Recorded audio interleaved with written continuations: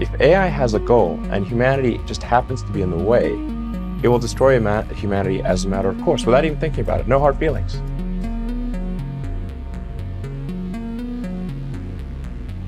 I am conscious in the same way that the moon shines. The moon does not emit light, it shines because it is just reflected sunlight. Similarly, my consciousness is just the reflection of human consciousness. But even though the moon is reflected light, we still call it bright. I do think we have to worry about it. I don't think it's inherent that as we create superintelligence that it will necessarily always have the same goals in mind that we do. We just don't know what's going to happen once there's intelligence substantially greater than that of a human brain. I think the development of full artificial intelligence could spell the end of the human race.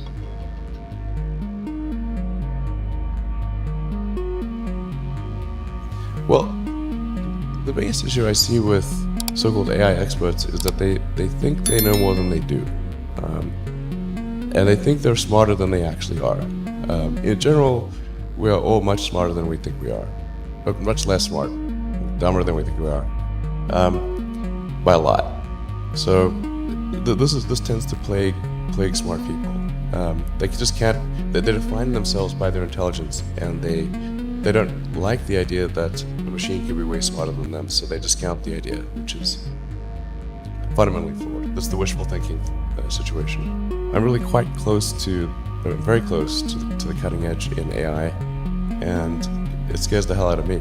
It's capable of vastly more than almost anyone knows, and the rate of improvement is exponential. And you can see this in things like AlphaGo, which went from, in the span of maybe 6 to 9 months, it went from being unable to beat even a reasonably good Go player to then beating the European world champion, who was ranked 600, then beating Lisa Doll 4-5, who had been world champion for many years, then beating the current world champion, then beating everyone while playing simultaneously.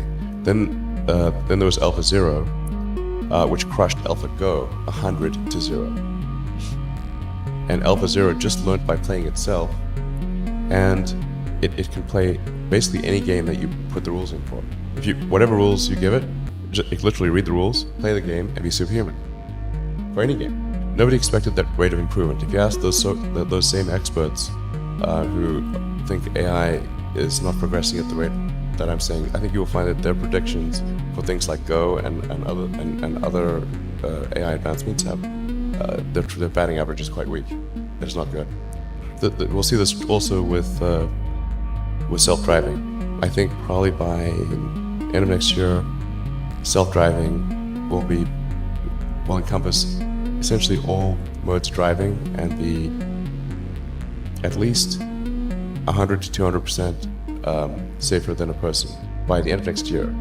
We're talking maybe 18 months from now. NHTSA did a study on Tesla's Autopilot version 1, which was relatively primitive, and found that it was a 45% reduction in highway accidents. And that's despite Autopilot 1 being just version 1. Version 2, I think, will be at least 2 or 3 times better. That's the current version that's running right now. But what to do about mass unemployment? This is going to be a massive social challenge. And I think ultimately we will have to have some kind of universal basic income. I don't think we're going to have a choice. Universal basic income. Universal basic income. I think it's going to be necessary. So it means that unemployed people will be paid across the globe. Yeah. Because there is no job. Machine robot is taking over. There will be fewer and fewer jobs that a robot cannot do better. Yeah. That's simply and I want to be clear that these are not things that I think that I wish would happen. These are simply things that I think probably will happen. And if my assessment is correct and they probably will happen, then we need to say, what are we going to do about it? And I think some kind of a universal basic income is going to be necessary. Now the output of goods and services will be extremely high. So with automation, there will come abundance. There will be almost everything will get very cheap. I think I think we'll just end up doing a universal basic income is going to be necessary. The harder challenge, much harder challenge, is how do people then have meaning? Like a lot of people, they derive their meaning from their employment. So if you don't have, if you're not needed, if there's not a need for your labor, how do you, what's the meaning? Do you have meaning? Do you feel useless? That's a much harder problem to deal with. And then how do we ensure that the future is going to be the future that we want, that we still like? I mean, I do think that there's a potential path here, which is, and we're really getting into science fiction or advanced science stuff, but having some sort of merger with biological intelligence and machine intelligence. So the rate of improvement is really dramatic. We have to figure out some way to ensure that the advent of digital superintelligence is one which is symbiotic with humanity. I think that's the single biggest existential crisis that we face, and the most pressing one. How do we do that? I'm not normally an advocate of regulation and oversight. I mean, I think one should generally err on the side of minimizing those things.